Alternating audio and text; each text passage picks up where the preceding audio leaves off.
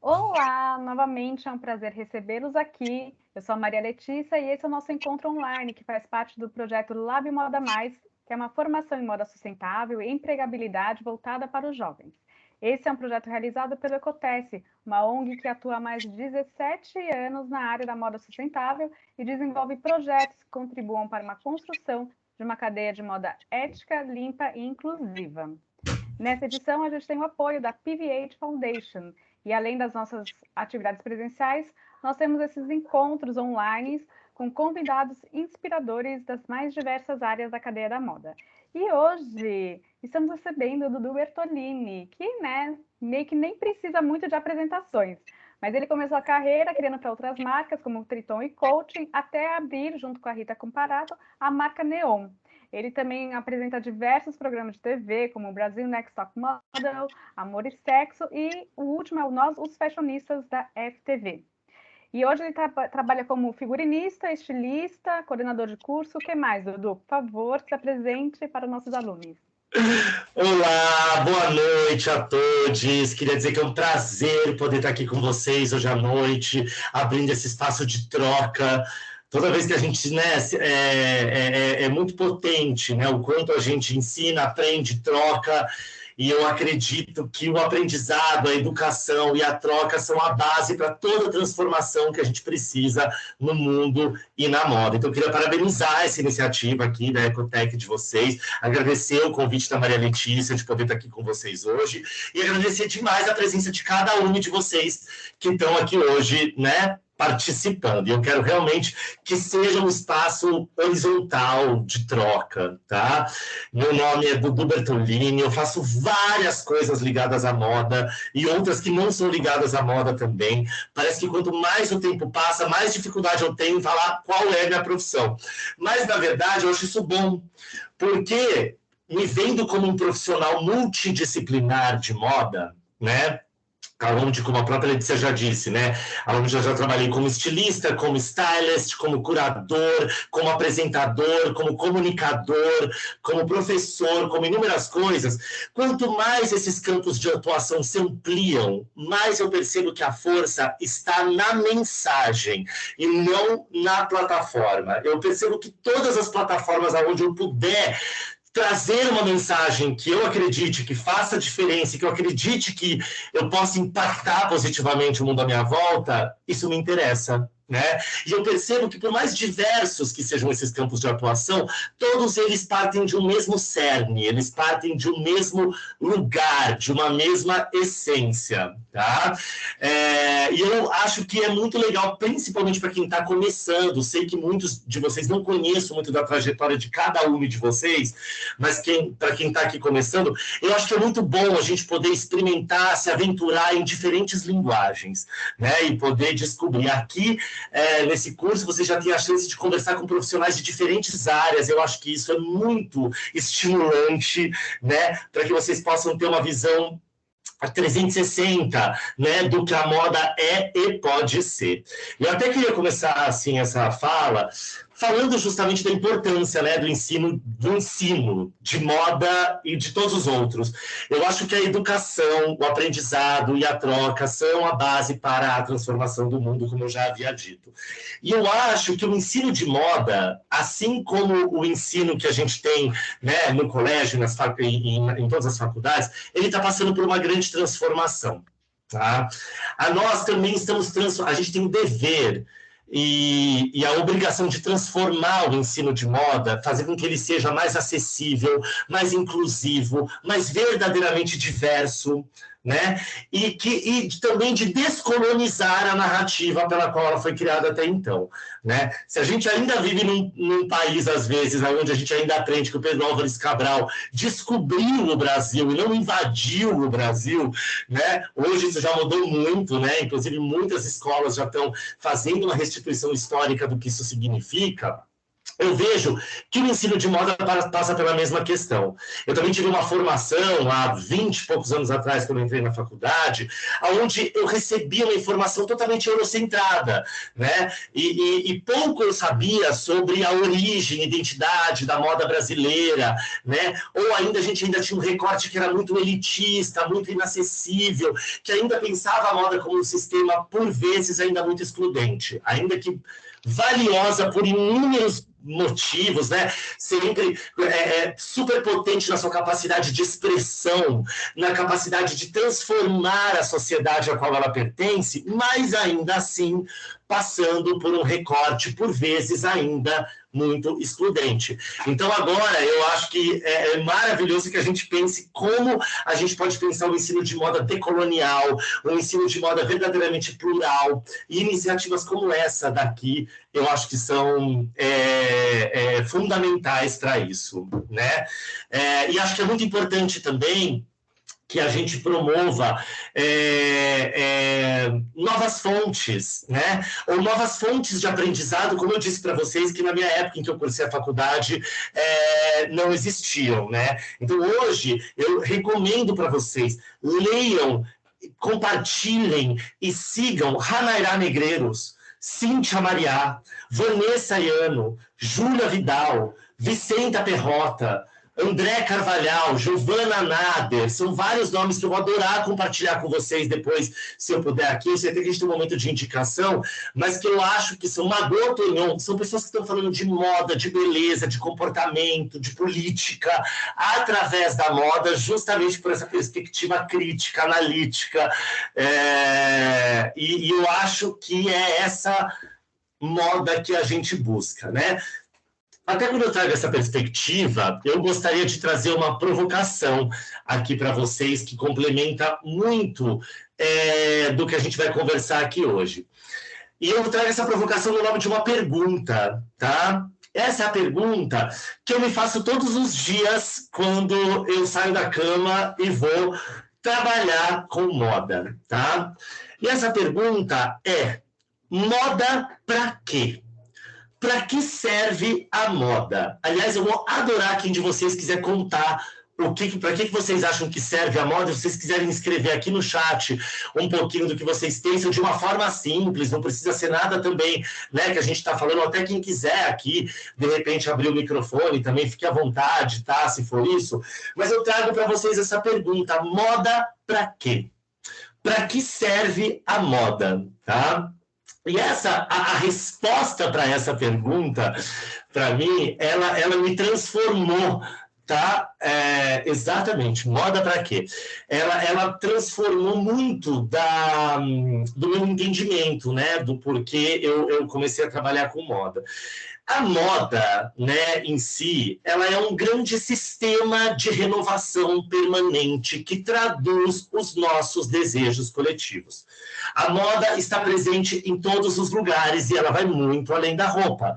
Por isso que existe a moda do aplicativo, existe a moda do meme, existe a moda da viagem, existem inúmeras modas para além da moda da roupa, né? A indústria do vestuário espertamente se apropriou dessa palavra para falar de moda, mas entender a moda é entender esse grande sistema de renovação que ela é, né? Já o estilo, ele é a nossa experiência individual diante da moda, certo? Ele já passa muito mais pelas nossas vivências, pela nossa bagagem, por aquilo que a gente é desde o dia em que a gente nasceu até este momento presente. Aquilo que a gente não escolheu, que nos foi dado pela vida, e tudo aquilo que a gente escolheu ser de lá para cá, e que a gente escolhe todos os dias, através de inúmeras das nossas atitudes. O estilo está para muito além da maneira da gente se vestir, né? O estilo, ele é uma coerência entre a nossa maneira de ser, pensar, agir e, portanto, vestir, né? Mas eu acho que quando a gente pensa em moda, a gente pensa, né, na convergência desses dois pilares, né, da moda e do estilo. E se tem algo que a moda promoveu de muito bom, né, eu acho assim, a moda, quando ela surgiu, ela se propôs a fazer com que, primeiramente, né, a gente pudesse se cobrir do frio, se proteger do calor, do frio, das adversidades naturais. Só que, rapidamente, quando a gente começa a se configurar como sociedade, a moda também começa a ser uma ferramenta de expressão e também uma ferramenta de comunicar a nossa posição. Adoro, Andressa, expressão artística, expressão política, representação de uma época, representação e inclusão das pessoas. Só digo pá para tudo isso. Perfeita, cravada. Eu acredito que a moda seja uma... Já diz Laís Souza, que eu acredito que a moda seja uma forma de expressão, de forma geral mesmo. Também acho que faz muito sentido, Laís. E convido a todos vocês, né? Primeiro, como a gente vai entender aqui, né, não tem uma única resposta, o que existem são várias perspectivas super legais, como essas que a Andressa e a Laís estão trazendo aqui para a gente, e eu quero que ao longo dessa nossa fala a gente vá ampliando ainda mais essa percepção.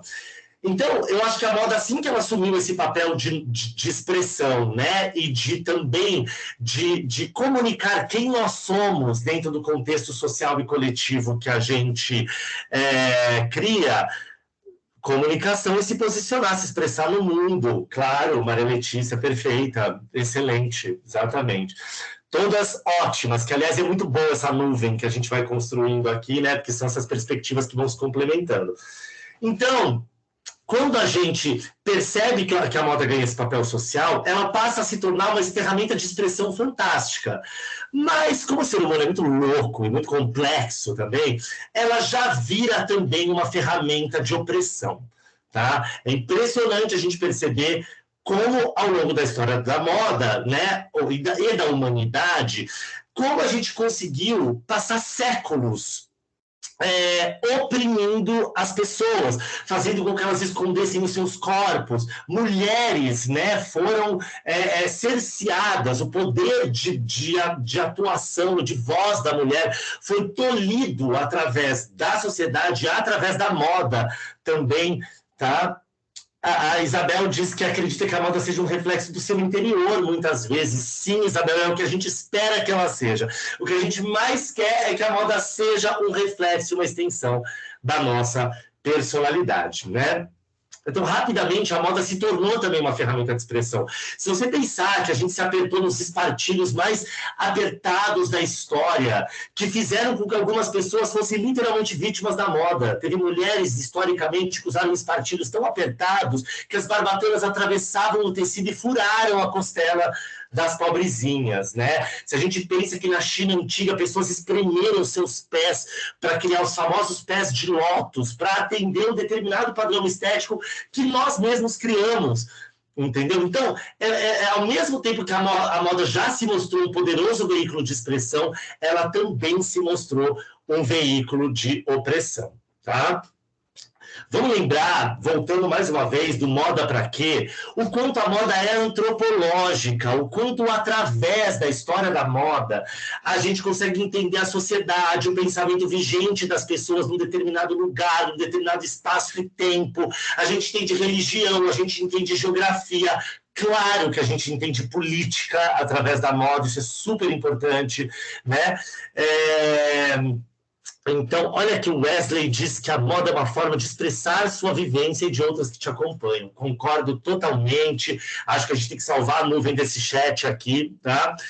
E, ao mesmo tempo que a gente cria a gente vive momentos históricos de opressão, durante o século XX, a gente faz reconquistas absurdas através da moda.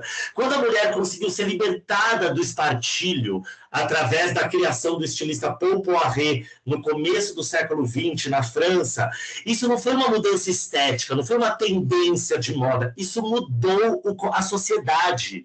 Isso permitiu com que a mulher pudesse literalmente caminhar livremente pela sociedade, que a sua voz, junto com a ascensão do movimento feminista, pudesse ser mais ouvida.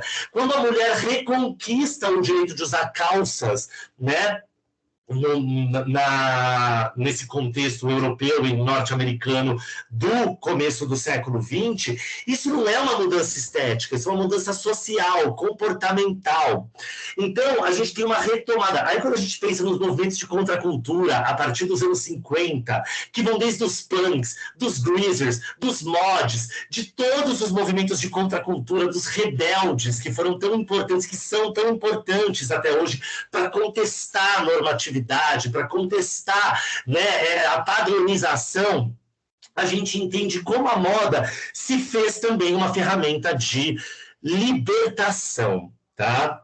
Só que daí a gente chega no começo do século XXI com toda essa liberdade de identidade, a internet faz um advento fantástico de fazer com que a gente consiga percorrer toda a história da moda no teclado,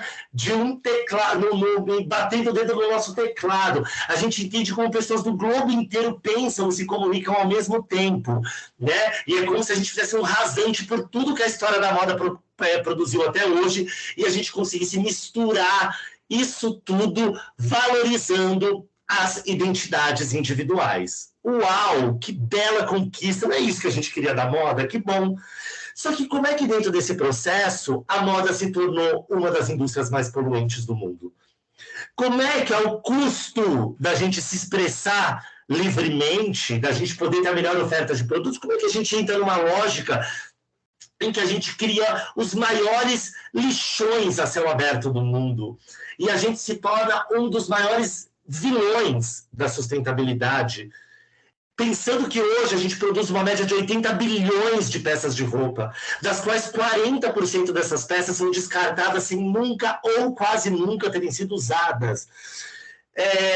E que hoje, o que antes, né, a gente vivia 4 coleções por ano, primavera, verão, outono e inverno, hoje a gente tem cadeias de fast fashion que lançam 52 coleções por ano, numa demanda de desejos que nem a gente tem, que nos foi dito que a gente tem.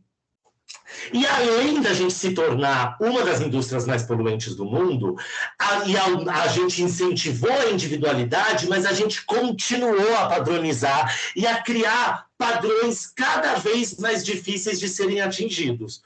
Aí a gente percebe que durante séculos a moda lucrou com o nosso sentimento de exclusão. A moda lucrou com o nosso sentimento de não pertencimento, porque ela foi criando padrões cada vez mais difíceis de serem atingidos e nos prometendo que, através de consumir produtos, os produtos que ela oferece, a gente poderia chegar o mais perto possível daquele padrão inatingível. O que acontece é que nesse século XXI, na convergência de todas as lutas sociais mais importantes que a gente já teve nessa história, no momento de uma urgência desse caos socioambiental que a gente está vivendo, né? Se a moda é o espelho do mundo, que mundo a gente quer que ela espelhe? Qual moda? Para qual mundo? Passa a haver uma urgência muito maior por uma moda mais ética, mais transparente, mais sustentável, mais justa, porque senão nem planeta vai ter para a gente usar as roupas lindas que a gente criou, né? Não vai ter nem onde a gente usar essas roupas. Então, existe um movimento na virada do século XX reivindicado pelas pessoas consumidoras. Eu digo pessoas consumidoras porque só consumidores eu acho que desumaniza absolutamente quem está ali por trás, né?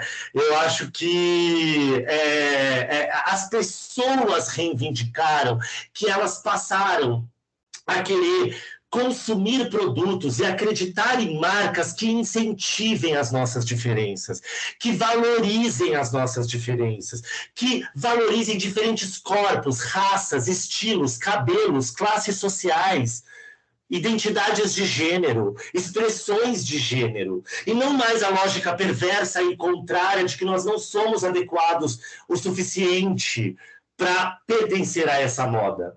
E essa, mais uma vez, a moda, ela estava super confortável com a maneira como ela vinha operando. Ela não mudaria por conta própria, né? Até porque ela estava faturando muito bem com tudo isso. Só que aí vem uma lógica nossa de entender que não, a gente quer uma moda que nos represente, que enalteça as nossas diferenças e que venha de encontro com essa busca muito mais ética do que estética, que é o que define os nossos tempos, né? E aí, a partir dessa lógica, né, a gente já entendeu, então, que a novidade não está nos volumes, silhuetas, babados, cartelas de cor. O que a moda tem para oferecer para a gente hoje em dia como novo, ela não está na estética.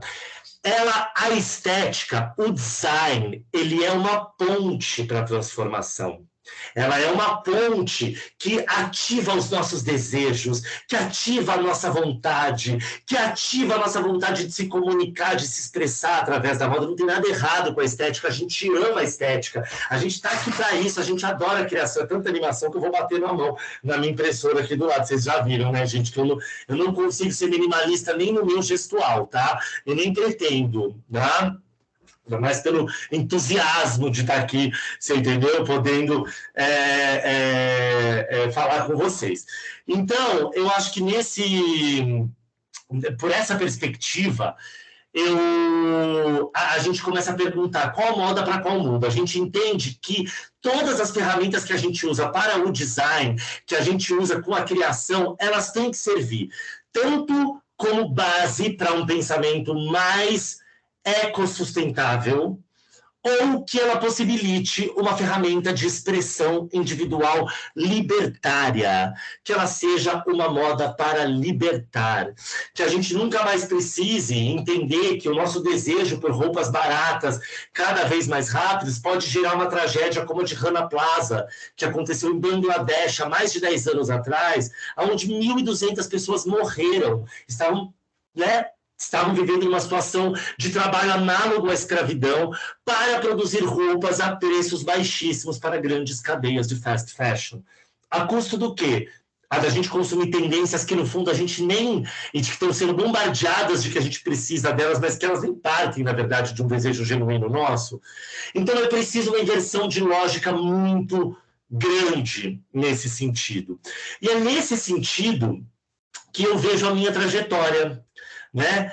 Eu sou nascido em São Paulo, tá? Hoje eu tenho 43 anos, eu nasci em São Paulo e também morei no interior quando eu era adolescente, e rapidamente, quando eu cheguei ao mundo, já percebi que essa divisão binária rosa, azul, menino, menina, que eu não cabia nela, né? De forma nenhuma, em nenhum dos lugares, nem a minha identidade de gênero, nem a minha percepção estética, nem a maneira como eu queria ser e estar, né, no mundo. E eu percebo que desde cedo a moda, ela estava associada para a minha liberdade. As primeiras vezes que eu vi alguém excêntrico, montado, exótico, eu pensei, meu Deus do céu, se eu puder ser assim, isso vai ser um sinônimo de liberdade. Olha que interessante, como isso sempre esteve associado, de alguma forma, para mim, a essa questão. E assim, fui estudar moda quando eu tinha 17 anos, tá? Fui fazer Santa Marcelina, na faculdade de moda, até vocês já estiveram, acho, com o Márcio Banff aqui também, não tiveram com o Márcio? Que ótimo, que o Márcio é maravilhoso, né? É professor ali de styling também da Santa.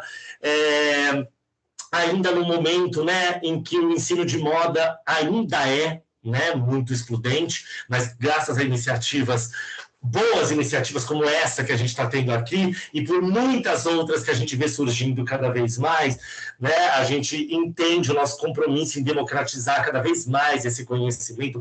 Lembrar também que o conhecimento não vem só da academia, basta a gente ver as culturas africanas, né, que são pautadas na oralidade, muito mais do que na academia, e o quanto é importante a gente legitimar o conhecimento que vem de outros lugares para além da academia, né, que é um lugar de troca absolutamente importante da gente respeitar, mas que a gente entende que ele ainda pode ser excludente de alguma forma, né?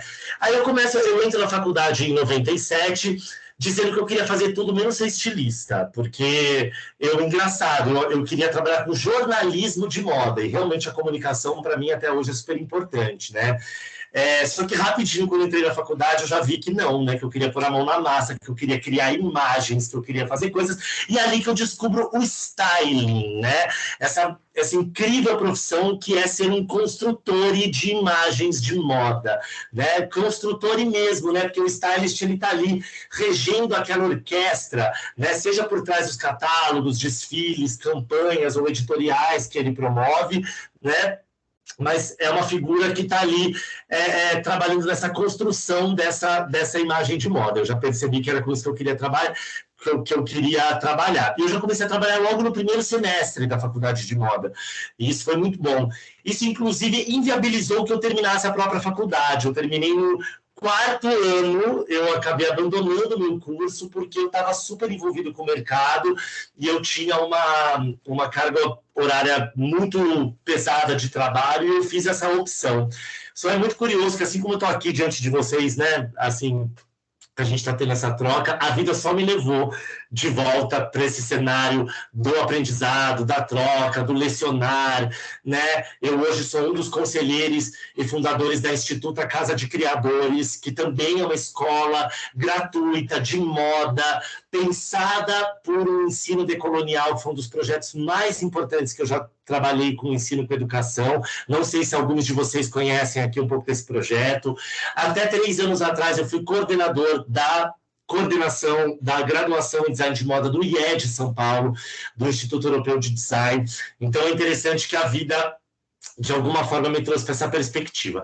Mas se você me perguntasse o que eu mais queria quando eu estava na faculdade de moda, assim, qual que é o seu maior objetivo, independente de qual campo de atuação que eu queria trabalhar, a minha maior vontade era ter uma assinatura característica do meu trabalho que fosse uma extensão do meu estilo e da minha personalidade. Isso era o que eu mais queria. Eu queria poder, assim, abrir um editorial e que a pessoa reconhecesse o meu trabalho sem que ela precisasse ler um crédito propriamente. Eu tinha essa ambição. Olha que curioso, né? Eu acho isso lindo e eu acho que é muito legal a gente poder ter uma assinatura. Isso é a coisa mais linda. Eu me emociono demais com a autenticidade das pessoas e das pessoas criadoras. E isso faz com que eu ame pessoas que são esteticamente totalmente diferentes de mim. Eu sou capaz de amar pessoas que são totalmente diferentes de mim porque elas são autênticas no que elas são. Não só esteticamente, em termos de princípios, em termos de conceitos, de filosofia. Tudo aquilo que é autêntico me comove, de alguma forma, por mais distinto que ela seja de mim. Mas eu via muito isso, que a minha maior vontade era poder ter essa assinatura, tá? E hoje, com o passar do tempo, com toda a convergência, com a urgência das questões sociais e ambientais com que a gente passou a viver no mundo, o entendimento do qual era o meu objetivo, o meu propósito, do porquê ele está trabalhando com moda, ele mudou totalmente. E, mais uma vez, essa assinatura característica, essa identidade característica do seu trabalho, ela nada mais é do que uma ponte de comunicação para uma transformação maior e urgente que todos nós que estamos aqui temos um compromisso inafiançável de fazer parte, de sermos agentes de uma transformação positiva ao que a moda deve ter, que pode e deve ter. Por muito tempo eu dizia isso, a moda é um espelho do mundo, ela espelha o mundo à nossa volta, só que a gente está num momento agora que a gente tem tanta urgência por transformação que não dá só para a gente espelhar. A gente tem que ser um agente proativo de transformação. A gente tem que agir rumo à mudança. E a gente tem que entender o compromisso social sustentável que a gente tem com essa transformação. E aí eu acho que no meu trabalho eu tive inúmeras oportunidades. Vocês acham que eu poderia passar alguns slides aqui? Você acha que eu consigo, Tati? Eu queria ver com vocês. Amores, se vocês tiverem perguntas, colocações, vocês fiquem à vontade, tá? Eu vou trazer um recorte pequeno, tá? Do que é super legal, hein? Ryan, não sei exatamente, acho que a moda transfere a cada pessoa a necessidade que temos. Se um dia a moda existiu para atender a necessidade natural do homem, hoje em dia a moda precisa atender a necessidade dos povos e subdivisões de um povo. Muito bem, adorei a nossa nuvem aqui do chat, viu? E aqui, eu vou pedir, Tati, se você puder colocar lá na lâmina 113, teria muito assunto, tá, gente, para a gente conversar. Exatamente, tá? Esse foi o trabalho. Oi? Apareceu? Apareceu perfeitamente, tá? Tati, se eu faço assim com o dedo, parece para você se você for para mudar uma próxima tela? Ou você Sim, quer parece. mude? Então tá bom, a gente vai falando. E aí, gente, eu queria trazer alguns cases.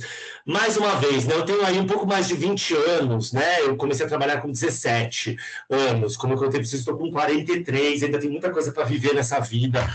Mas fiz muita coisa, né, ligada à moda. O que eu vou trazer aqui para vocês é um recorte, assim, pequeno de alguns cases que eu acho que falam por essa transformação e que me levaram muito a transformação de um mindset ou da perspectiva pela qual eu olhava a moda.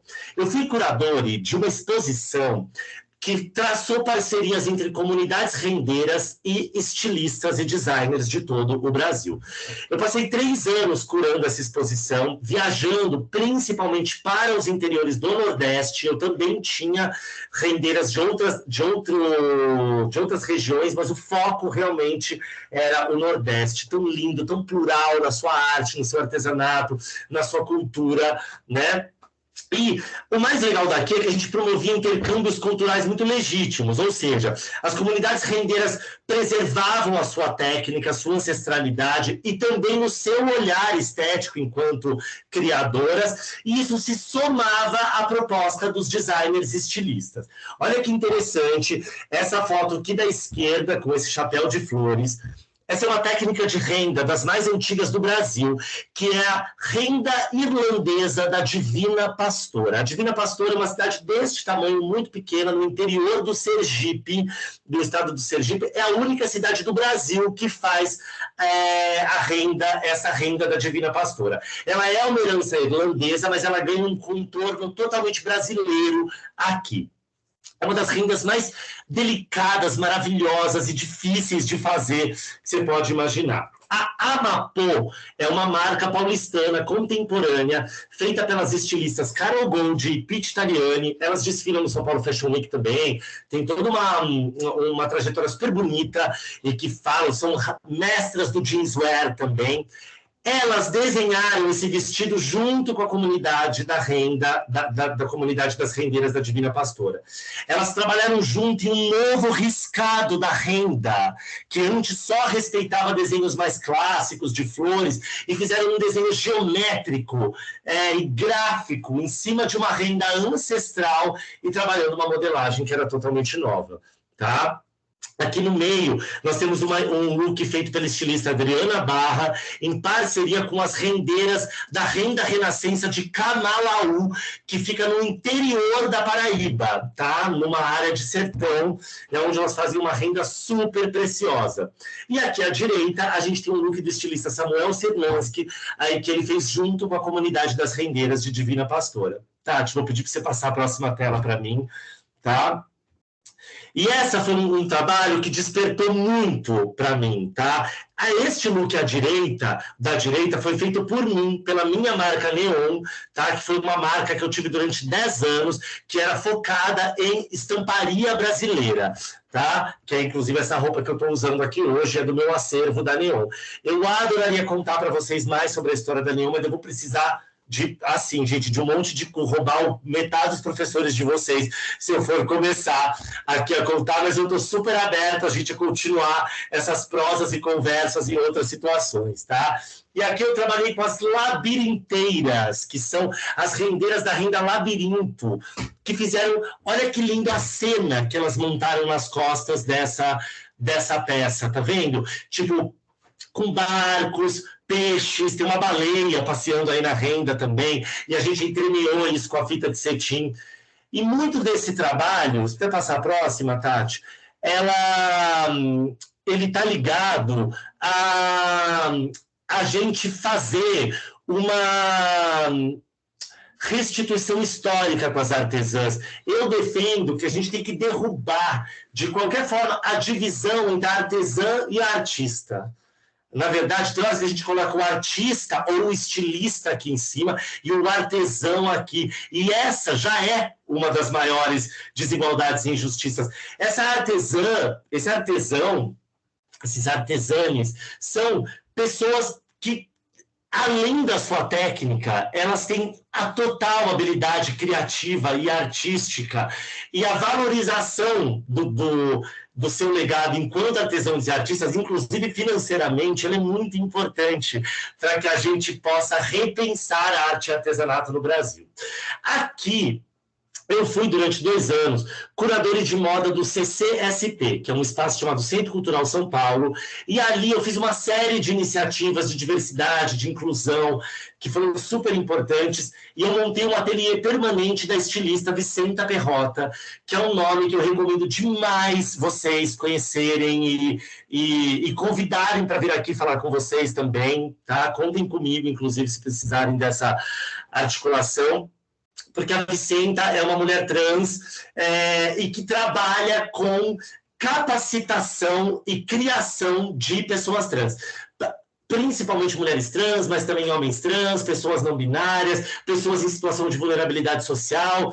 E ela, através de conceitos como a pedagogia do lixo ou a transmutação têxtil, que seria uma reivindicação, um nome nacional para o upcycling, tá? A transmutação têxtil, ela ensina técnicas de costura e de criação que transformam a vida dessas pessoas, tá? É muito legal porque aqui você tem tanto uma mensagem sustentável quanto uma mensagem de super importante de uma luta LGBTQIAP+, também, que converge com a questão sustentável e também com a responsabilidade social. Então foi muito legal, a gente fez aulas gratuitas que estão disponíveis no YouTube, inclusive, transmitidas para o Brasil todo, e sempre incentivando os alunos a trabalhar com os resíduos que eles tinham em mãos. Tati, eu vou pedir para você voltar para um case antes da exposição Renda-se, que seria o case da Catarina Mina, que foi justamente uma marca maravilhosa, que eu realmente recomendo que vocês conheçam e pesquisem, porque a Catarina Mina, a Celina Issa é a pessoa criadora, a diretora criativa da Catarina Mina, ela é uma das grandes pioneiras em falar em responsabilidade social, em transparência de custos, a trazer o nome da artesã artista que criou a peça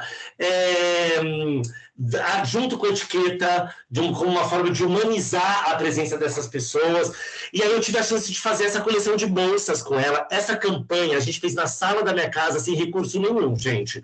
Assim, sabe, a gente fez, claro, pagando devidamente a modelo, as pessoas que estavam envolvidas, mas da gente, da criação, eu fiz tudo, tipo assim, usando a criatividade, os recursos que a gente tinha em mãos, cortando essas folhas que eram descartes naturais aí que a gente tinha da natureza, e a gente foi trabalhando com essas folhagens, e eu visitei a comunidade das artesãs no interior do Ceará. Hoje em dia, eu acredito que seja uma média de 50 famílias que vivem exclusivamente desse design da Catarina Mina, e elas têm uma consciência das designers, artistas que elas são, que é maravilhoso. Tá? Inclusive, a maioria mulheres, não apenas, mas ainda assim a maioria, que são arrigo de família, que sustentam, né, suas famílias também. E é lindo porque a gente conseguiu fazer um produto maravilhoso, que eu amo essas bolsas, uso elas até hoje, e usando, inclusive, retalhos da Neon. Essa bolsinha estampada aqui era um reaproveitamento que a gente estava fazendo. E aqui a gente misturou o trabalho de 2 comunidades artesãs que a Catarina Mina apoiava. As crocheteiras, tá? Eu falei rendeiras antes, gente, eu falei porque eu estava falando rendeiras, tá? Não são rendeiras, são crocheteiras, que transformam através do crochê. Agora que eu falei crocheteira, eu me dei conta que talvez eu tenha falado rendeiras, porque eu estava na vibe das rendeiras, não tenho certeza. Aqui elas fazem todo o trabalho do crochê e no meio você tem o trabalho da palha trançada. E ela era uma comunidade que trabalhava com suplás, ou seja, com utensílios domésticos que você usa para colocar panela, prato na mesa. Então eu vi ali no escritório dela, eu falei, o que são esses suplás aqui? Ela falou, não, isso é um outro trabalho que a gente faz de utilitários. Eu falei, vou pegar eles, juntar com as crocheteiras e fazer as bolsas. E a gente fez essas bolsas tamborzinho, misturando as técnicas artesanais dessas 2 comunidades, e eu acho que é um resultado que mistura o design com sustentabilidade, responsabilidade social, né, e criatividade também. Tá? Se puder ir mais um pouquinho, eu vou puxar mais uns 2 cases aqui, tá? E aí eu vou abrir para perguntas. Porque mais do que contar aqui sobre a minha trajetória, eu acho que tudo que eu falei aqui para vocês, né, é usar dessa trajetória ou, né, usar da minha trajetória para poder falar de uma mensagem maior, que é justamente a que eu acredito que a gente está trocando aqui. Tati, eu não sei se você está conseguindo correr a apresentação, eu queria ir para frente, ó, depois das rendeiras. Deixa eu dar uma olhadinha aqui. Esse todo é o trabalho que eu fiz com a Vicenta Perrota, tá, gente? Dos casacos, moletons, feitos a partir de reaproveitamento, só com matérias-primas reaproveitadas e costuras de pessoas trans por trás, principalmente de mulheres trans, por trás dessas máquinas. Pode ir para a próxima. Tati, olha que incríveis essas fotos, todas a gente fez no ateliê Ocupação da Vicenta, tá? Vocês conhecem a Vicenta? Alguém de vocês que está aqui na turma e puder me contar aqui no chat, vou adorar saber. Pode ir para a próxima, Tati.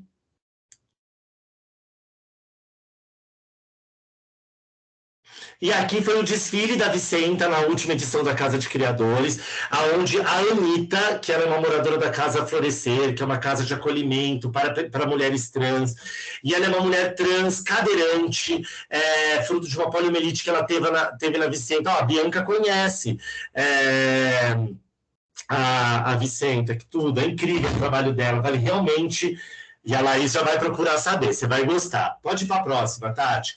E aqui eu desfilei com a Anitta, né? Foi um momento super especial desse trabalho.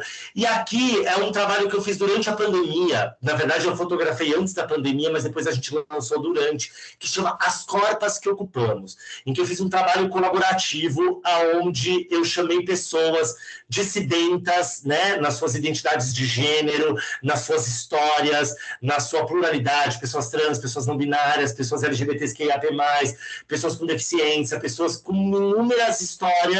A Urias, perfeita, minha ídola maravilhosa, que eu amo, e que tenho a chance de conhecer desde o comecinho da trajetória. À direita, Alma Negro, uma das drags mais fantásticas e importantes que a gente conhece. À esquerda é meu marido, gente. Este é Gama Igai, meu marido, performer, que é a primeira living doll do Brasil, que ele trabalha com essa expressão artística, que é essa máscara humana, realista, de látex. Pode passar para a próxima, Tati.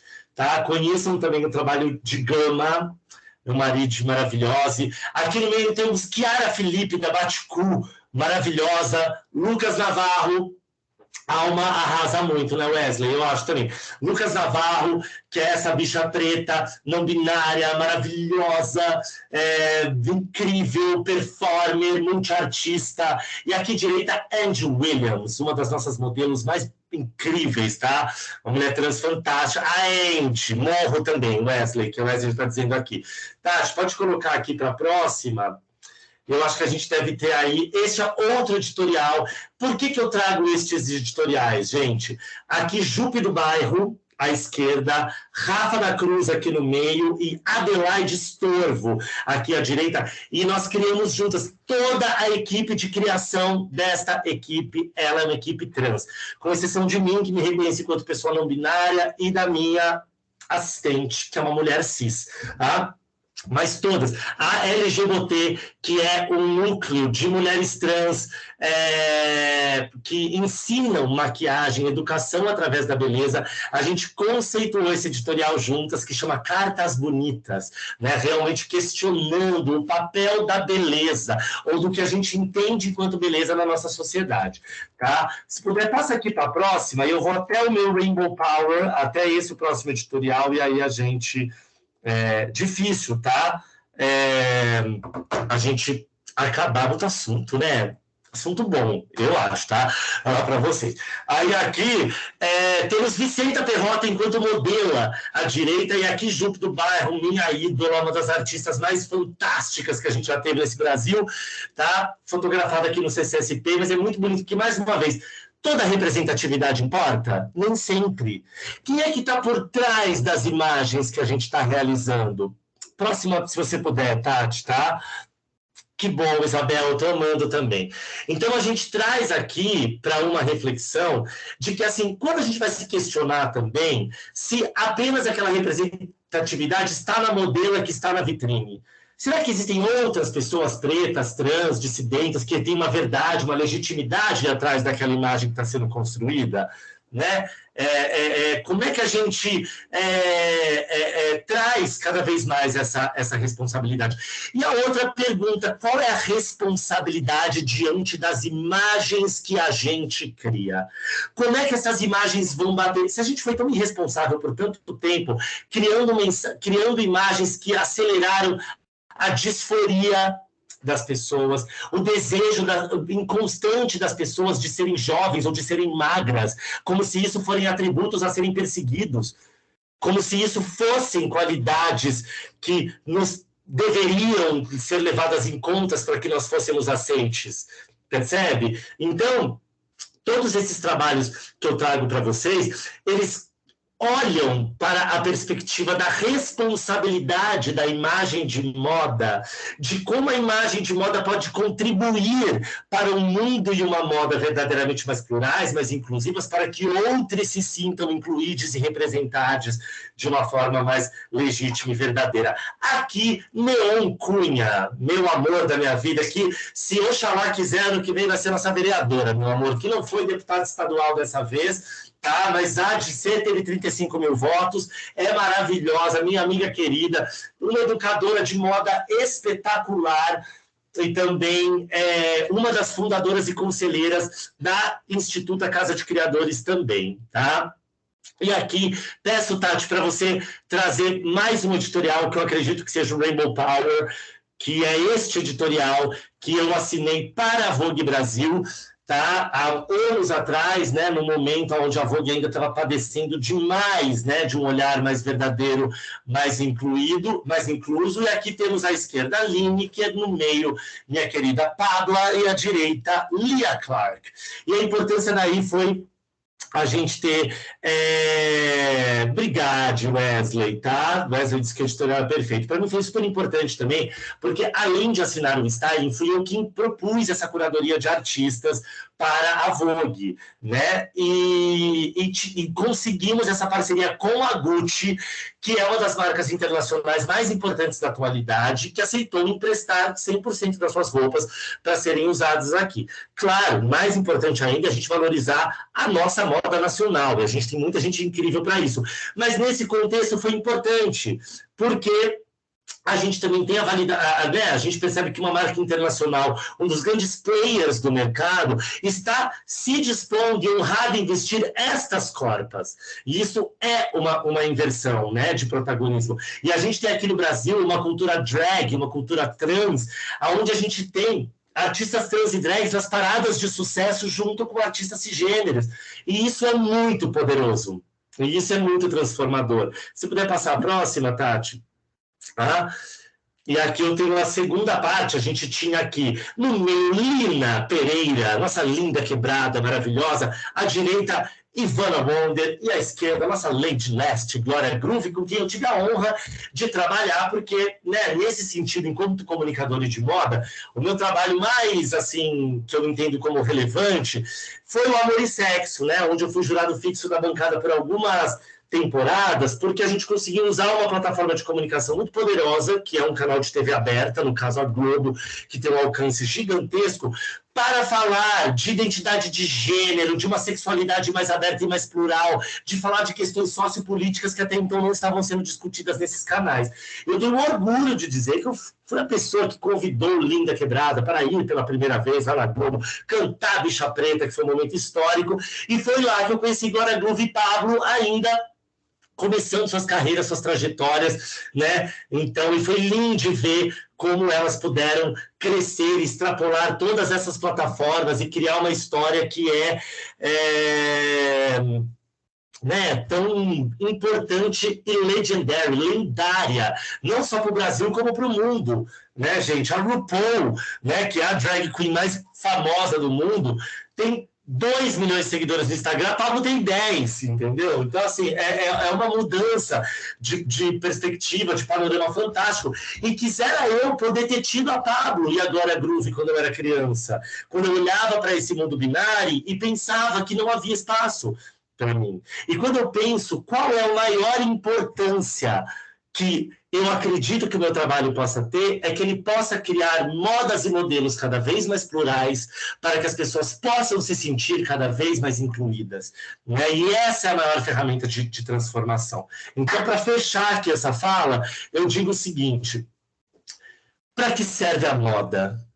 Moda para quê? Tati, se você quiser até... Gente, eu teria aqui, podia ficar até amanhã, tá? Com as imagens. Como eu disse, é um gancho, tá? Se quiser fechar, Tati, a apresentação. Então, eu trago aqui mais uma vez esse questionamento. Moda para quê? Para que serve a moda? Ou seja, a moda serve para tudo isso que a gente está conversando aqui, para todas essas respostas precisas e sensíveis que vocês trouxeram aqui nesse chat.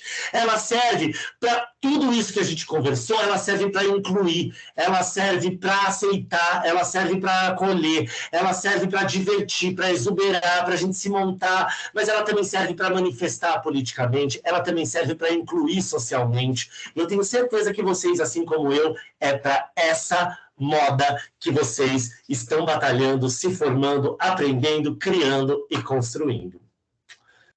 Meus amores, muito obrigado. Nossa, muito incrível, de verdade. Você foi falando e várias coisas na cabeça. Eu vou tentar pegar algumas coisas que você comentou, tudo para trazer também das perguntas. Já vou partir para os alunos que eles já mandaram perguntas. Eu vou até fazer uma questão, já pegando esse gancho da diversidade, que o Wesley ele perguntou isso, acho que foi o Wesley ou o Johnny. Eles perguntam sobre a questão se você acha que a gente já tem uma diversidade mais verdadeira, assim, já mais solidificada, porque eu lembro que quando você começou, né, com a Neon aparecer, a gente tinha um boom das marcas do Brasil ainda se identificando com o próprio estilo, né? Saber que é o estilo brasileiro, de marca brasileira, sair daquela coisa da cópia. E você acha que a gente já conseguiu evoluir a ponto de a gente trazer de verdade a diversidade para o mercado?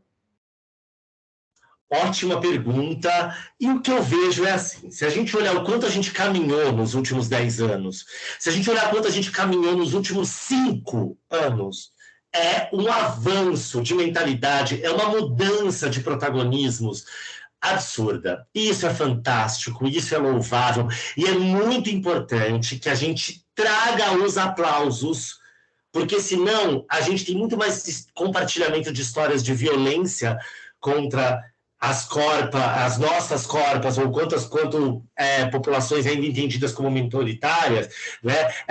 As violências ainda são muito mais compartilháveis que os sucessos. Então é muito importante que a gente compartilhe os sucessos.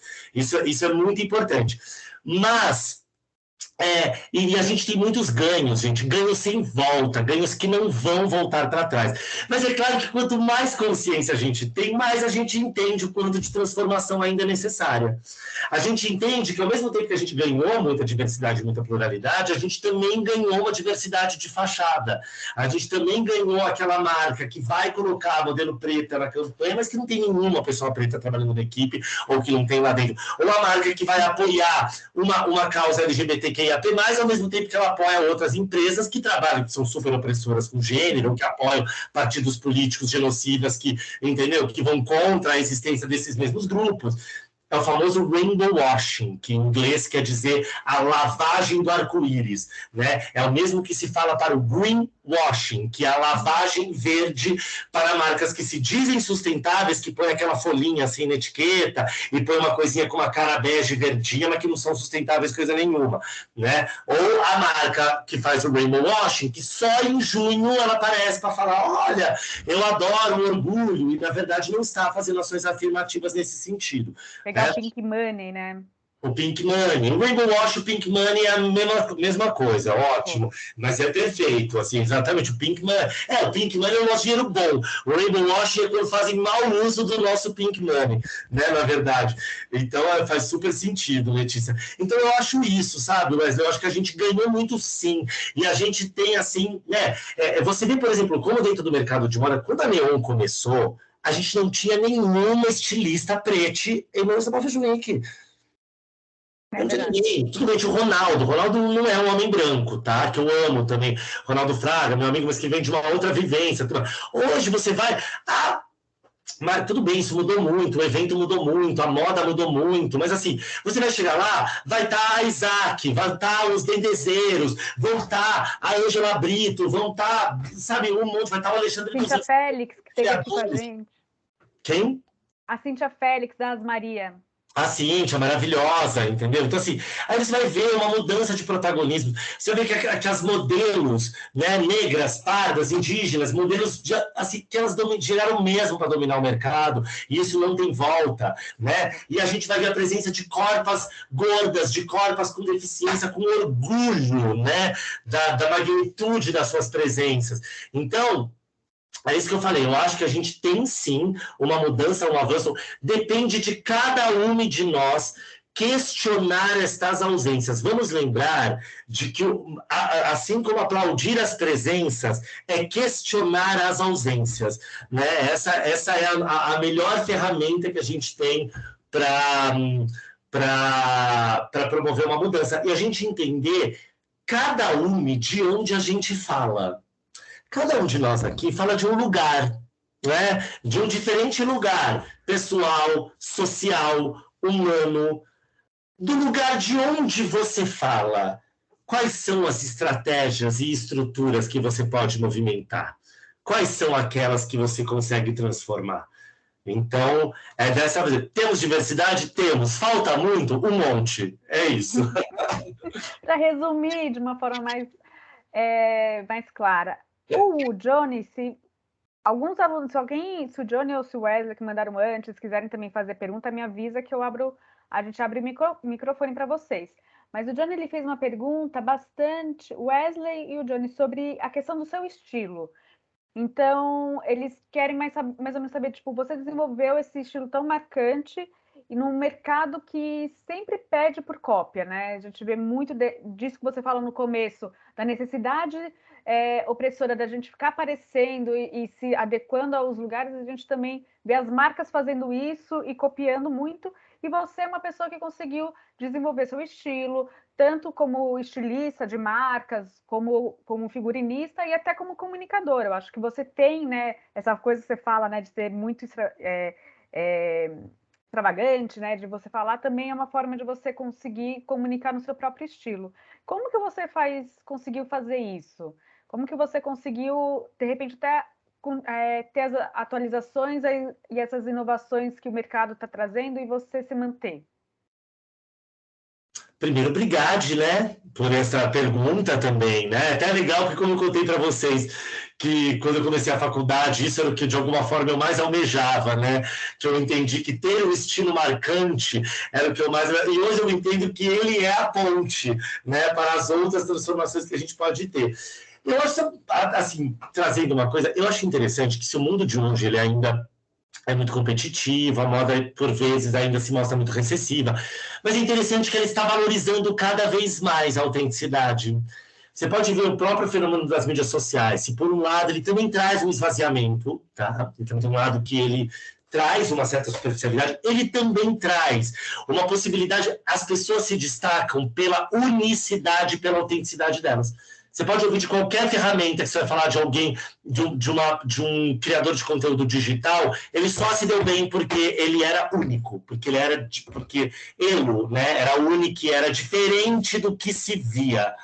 Eu acho que assim como as marcas hoje em dia, meu amor, se você não for competir por preço, você vai competir por ser autêntico. Então, é muito curioso. Ao mesmo tempo que a gente tem aí eu percebo que de lá para cá, ser autêntico é um atributo que é cada vez mais valorizado e será cada vez mais valorizado. Eu realmente acredito que eu acho que essa era a minha aposta desde sempre. O meu trabalho virou uma extensão dessa aposta, de de desenvolver algo que de alguma forma fosse único, ou de viver a possibilidade de expressão radical que a moda me oferece, tanto no meu estilo pessoal quanto no meu trabalho. Apesar disso, eu também sou uma pessoa que tenho bastante versatilidade nas minhas entregas profissionais. Assim como eu faço trabalhos onde nem sempre não é o forte, até porque por eu ter esse estilo característico, eu acabo sendo procurado mais por trabalhos que envolvam isso, mas eu também tenho uma margem de flexibilidade. Eu percebo que quando eu era mais jovem, eu tinha uma vontade de pôr a mão em tudo, de dar uma cara minha para tudo, até onde eu não precisava. Entendeu? Até na publicidade de sabonete eu já queria ir lá, pôr um casco, um colar, já fazer uma pose, e não precisava. Aí você vai ficando mais maduro, que eu ainda vou ficar muito mais, mas assim, amadurecendo um pouco, eu percebo o quanto, assim, encontrar uma sabedoria de onde colocar, saber direcionar onde você vai colocar a sua energia criativa, isso é super importante, isso vale muito para vocês também. Eu não sei as idades de vocês, ou o lugar de onde cada um me fala, tá? Mas se alguns de vocês que estão aqui vêm de uma trajetória, tipo, que estão começando no mercado de trabalho, eu sei bem o que é a vontade que você tem de dar tua cara, de mostrar, falar, eu quero fazer uma coisa que é minha, e às vezes você vai pegar a primeira oportunidade de trabalho que você tem, e você vai ficar frustrado porque você não pode dar a tua cara. Nada como a gente descobrir como encontrar ou construir as plataformas para que a gente possa fazer o nosso trabalho. E nisso, nada melhor do que sinergia criativa com outros. Certamente, entre vocês e entre outros, tem outros querendo fazer outros trabalhos e outras criações e construir os seus repertórios criativos, imagéticos. Então, assim, alguns trabalhos vão te dar conhecimento, outros vão te dar estrutura, outros vão te dar resiliência. Nem em todos você vai conseguir ser criativo como você gostaria. E aí você vai poder encontrar e construir os lugares e espaços aonde você pode botar para quebrar e ser você. E de alguma forma, eu lembro muito assim, na faculdade eu trabalhava como assistente, tá? Carreguei sacola, pegando alfinete, fazendo as coisas, fazer produção de moda, fiz de tudo. Aí lembro que eu chegava em casa à noite e eu fazia editorial com os meus amigos, tipo, usando uma câmera que na época não tinha smartphone, tá? Ela bem do século passado, com o maior orgulho. Tenho o maior orgulho, tá? Até porque eu acho que ageísmo, preconceito contra envelhecer e contra idade é um dos outros males da nossa vida. Por isso que eu falo com tanto orgulho a minha idade e ainda insisto em a gente desmontar, né, esse preconceito que ainda existe diante de qualquer idade, tá? Eu me sinto começando, né, com 43 anos, tá? A Cristine Fon, minha mestra, faz 100 anos no começo do ano que vem, e tá aí criando, fazendo, pensando, sabe? Então, isso é muito inspirador. Então, de alguma forma, eu acho que mesmo nessa época eu fazia isso, eu trabalhava durante o dia como assistente e à noite eu estava lá com a minha câmera digital fazendo fotos editoriais, descobrindo maneiras de me comunicar, de me juntar com outros e fazer. E entender que esse estilo ele ia para muito além do meu trabalho. Ele é uma extensão da minha maneira de ver o mundo. Eles são as lentes pela qual eu escolho ver o mundo. Ele não é um estilo que está guardado no meio da estante, congelado, parado. Não, ele é algo em constante movimento, em constante transformação. Ele é mutante, como nós somos. E como nosso conhecimento tem que ser, porque o conhecimento não é uma estatuazinha engessada com uma estrelinha do lado que você põe aqui. Ainda mais no mundo de hoje, que muda a cada segundo, né, com uma velocidade absurda. Então, eu acho que ele ainda é algo em constante construção, mas mais que isso, ele não é apenas uma ferramenta de trabalho, ele é a minha aposta de como ser e estar no mundo. Ele é a extensão mais verdadeira da minha personalidade. Maravilhoso. Uma coisa também que o Wesley pergunta é sobre você até trouxe um pouco sobre a questão da autenticidade, mas em relação aos influenciadores, como que você vê que muitas pessoas, personalidades, pessoas famosas, acabam entrando no mercado de moda, mesmo não tendo conhecimento, não seja a pessoa que cria, mas que acaba se envolvendo e se de alguma forma essa abertura que se dá para essas celebridades, esses influenciadores, acabam fechando para quem está criando ou para quem é marca nova. Acho uma ótima pergunta, uma pergunta super contemporânea, porque, né, se perguntar para uma criança hoje o que ela quer, que você quer ser youtuber, né? E a influência digital, ela é um mercado que hackeou o mercado de moda de uma forma sem volta, né? Porque ela tirou a instituição da agência de publicidade, e de outras ferramentas, e cada um de nós passamos a ser a nossa própria empresa, a nossa própria agência. E aí, sua vida inteira pode caber dentro desse smartphone, né? Ainda que isso também seja, né, excludente. A gente sabe quanto custa, né, um smartphone, quanto custa um iPhone, o quanto custa você poder ter dinheiro. Então, assim, não que isso seja tão democrático, mas existe uma democracia maior. E fala-se muito sobre isso. Os influenciadores trouxeram um monte de conteúdo raso e roubaram o lugar dos jornalistas ou dos criadores de moda. Eu não acredito nisso. Ninguém rouba de ninguém. Isso são diferentes espaços que se criam. E, mais uma vez, isso é uma ferramenta. A maneira como você vai fazer com ela, assim como existem influenciadores que só estão fazendo dancinha, e eu não estou deslegitimando quem só faz dancinha.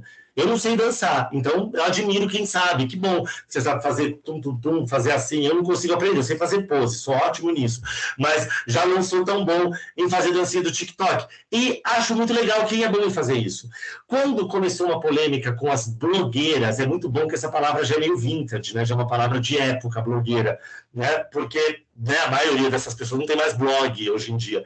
Mas havia uma guerra entre jornalistas e blogueiras, onde, quando essas figuras passaram a figurar na primeira fila dos desfiles internacionais, elas diziam, essas pessoas que não têm formação nenhuma, que não entendem nada de moda. Só que, desculpa, elas entendem do que elas fazem. Ninguém ganha espaço se não houver interesse e adesão de quem está do lado. E não é fácil ser um influenciador digital. Talvez essa pessoa tenha um conhecimento de coisas que você não tem, que você não faz. Agora, realmente, ela também não tem de outras coisas. Ela também ganhou espaço, por vezes, em que ela pode ter que correr atrás para ter que, tipo assim, poder trazer um conteúdo que seja de mais profundidade, de mais relevância. O que eu acho legal é que o mercado de influência digital, apesar dele ainda ser facilmente dominado por alguns padrões, ele é muito amplo. Você pega o TikTok hoje em dia, ele tem conteúdos imersivos de moda melhor que de muito curso de moda. Também tem muito achismo, né? Porque na era da democratização da informação, o eu acho vale mais do que eu sei. Então, aí depende um pouco de como é que você vai conseguir aprofundar suas lentes de pesquisa para não cair ali no achismo e na militância da internet apenas, que também vai até a página 2, que ela não é tão profunda assim, e aí a gente começa a deixar tudo no âmbito vai um pouquinho a fundo de cada coisa, mas não vai fundo a nada. Isso é um perigo. Mas, em compensação, existe uma troca muito legal. Hoje em dia você pode tem pessoas muito legais no TikTok, no Instagram, que estão dando uma letra maravilhosa e que às vezes estão falando de moda de uma forma mais contemporânea do que está se falando em cursos e faculdades de moda, que conseguem trazer isso por lentes mais inclusivas, mais diversas, mais verdadeiras, de vivências em primeira pessoa que elas têm, que por vezes acadêmicos não têm. Então, eu vejo que tem espaço para todo mundo, mais que nunca a moda é um lugar de nichos, ela tem espaço. O importante é você encontrar a sua voz. E mais que isso, comparar-se significa matar-se. Sempre que você se compara a outro, você já sai perdendo. Tá? É lógico que a gente tem que olhar para o outro, a gente tem que aprender o outro, a gente tem que admirar o outro. Você pode querer, inclusive, poder usar um look parecido com o do outro, tá tudo certo, a moda é sobre isso, se joga, não tem nenhum problema. Mas nunca perca as suas lentes críticas, tá? Sobre quem você é, sobre o norte de quem você é. Não deixe de apostar em você, porque é isso que vai ser o seu diferencial. Mais uma vez, a moda é uma construção social. Você se constrói a partir da observação do outro, do alter, né? Isso é um fato. Mas você nunca pode perder a perspectiva de quem você realmente é. Faz sentido? Fui, mas está tudo chegando no mesmo lugar sobre a influência digital. Tá? Acho muito bom. Agora, assim, a gente já está terminando. Eu vou só fazer mais uma pergunta. Deixa eu ver se tem uma pergunta do Wesley, desculpa, do Wesley, não, do Johnny, que eu acho que fecha bem, que é, dado o seu envolvimento com os projetos mais relacionados aos jovens, qual é o legado que você gostaria de passar para a nova geração da moda? Ai, gente, que a moda possa ser uma moda para libertar, que ela possa ser uma ponte para impactar positivamente o mundo à sua volta. Se você é um jovem que está começando, né, e aonde existe alguma sabedoria do mundo que esse momento te coloca num lugar de começar a influenciar o mundo à sua volta com mais força, a perspectiva que você tem de começar olhando para o potencial de transformação que você e o seu trabalho tem, da seara maravilhosa que você tem. Também acho que Johnny e Wesley arrasaram nas perguntas hoje. Tatiane está aqui dizendo, né? Ela e a Laís, também acho. Então, não vi a carinha de ninguém, né? Se isso tudo ficar escondido de mim, nem para me dar um oizinho para eu ver a carinha, tudo bem. Porque eu sei como é que é hoje também, e às vezes não é todo dia que a gente quer dar a cara, eu super entendo também, então tá tudo certo. Mas me senti abraçado, mesmo assim, tá? Por vocês. Mas eu acho que é isso, ainda mais se você tá, se você é jovem e tá começando aqui na... Você tá, Wesley, me vendo aqui. É eu que não vejo aqui, sabia? Mais 16? Tá. Olha, gente, eu que não tô vendo, então. E não sei também, porque vocês não sabem o que foi antes de eu começar aqui, que eu quase que não consegui ouvir vocês, eu minha mãe ajudar, foram cenas, tá? Wesley, que bom você está me vendo, eu continuo não te vendo, tá? Mas tô feliz que você abriu a câmera para mim também. Quem sabe eu acho daqui a pouquinho, tá bom? E eu ia dizer isso, o que eu mais espero como legado é deixar uma mensagem de que, muito mais do que espelhar o mundo ou a sua criatividade, a moda tem esse potencial fantástico, inalienável de transformar positivamente o mundo à sua volta, e você, eu, nós podemos e devemos ser ponte e ferramenta para isso. E, sem dúvida, este é o legado que eu quero deixar. O legado que eu quero deixar é que eu encontre uma moda mais livre do que eu encontrei quando eu cheguei aqui. Sem dúvida, esse é o meu desejo. Ai, muito bom, muito bom. Se você tiver alguma referência que também você queira passar para os alunos, para as alunas, para os alunos, que você tenha reservado esse espacinho, porque a gente está realmente no final. Amores, eu queria deixar aqui para vocês, como eu falei, alguns nomes que eu acho que são muito legais de vocês seguirem, tá? Como Hanaira Negreiros, né, historiadora, pesquisadora, curadora de moda do MASP, e é a pessoa que conta a história da moda por uma perspectiva decolonial fantástica, né, que tem uma pesquisa das raízes originárias pretas, principalmente, mas não apenas, tá, na moda. E aí eu abro para Cíntia Mariá, com Y, Mariá com H no final. Será que eu devia escrever? Vocês querem alguém escrever aqui no chat, gente? Não sei também se seria uma boa. Como é que vocês têm feito esse compartilhamento também? Tá? Aqui. Agora eu perdi o chat aqui também. Voltei, tá? Deixa eu escrever aqui, ó. É assim, ó. Eu vou escrever aqui, ó. A Cíntia Mariá, que, aliás, também são pessoas que fazem cursos maravilhosos, tá? De moda sobre essa perspectiva. Hanaira Negreiros. A Vanessa Iano, outra mulher preta assim fantástica que tem isso, Maria Letícia colocou aqui, ó. A Vanessa Iano com W, que eu acho maravilhosa, recomendo de vocês seguirem. A Júlia Vidal, que montou a primeira escola afro-indígena de moda brasileira, chamada Euaporanga, que tem um trabalho maravilhoso, que faz uma série de cursos livres lindos, tá? Eu recomendo demais. Vou recomendar aqui o André Carvalhal, meu amigo querido, que eu não sei se vocês conhecem, tá? E ele tem a página Carvalhando, onde ele traz uma perspectiva também Já teve uma aula com a Júlia Vidal, a Tati, olha eu já íntimo. Mas sim, e a Júlia é maravilhosa, e os cursos dela são muito legais. O Carvalhal traz uma perspectiva de sustentabilidade e tecnologia, que eu acho interessante, e acho que vale a pena seguir. Eu também amo minha querida amiga Giovana Nader, que aí vale muito a ver aqui com vocês, que tem um viés ecológico, socioambiental. Inclusive, recomendo o livro da Giovana Nader, Com Que Roupa, né? Que é um livro muito legal, quem quiser colocar aqui, Com Que Roupa, interrogação, onde ela fala sobre as práticas sustentáveis, muito legal e super atual. Eu acho que é uma leitura muito bacana. Os livros do Carvalhal, Moda com Propósito, Começo do Fim e a Era... Agora me fugiu o terceiro, são muito legais também, tá? Modo Imita a Vida, acho que é o Modo Imita a Vida. Modo Imita a Vida, exatamente, tá? Eu vou recomendar também a página da minha amiga Margot Tonhon, que é a fundadora da LGBT. O arroba da Margot é Mulher Trans, @Mulher Trans, e a Margot traz um olhar crítico para a moda, para o mundo, para o transfeminismo. Ela é filósofa formada na USP,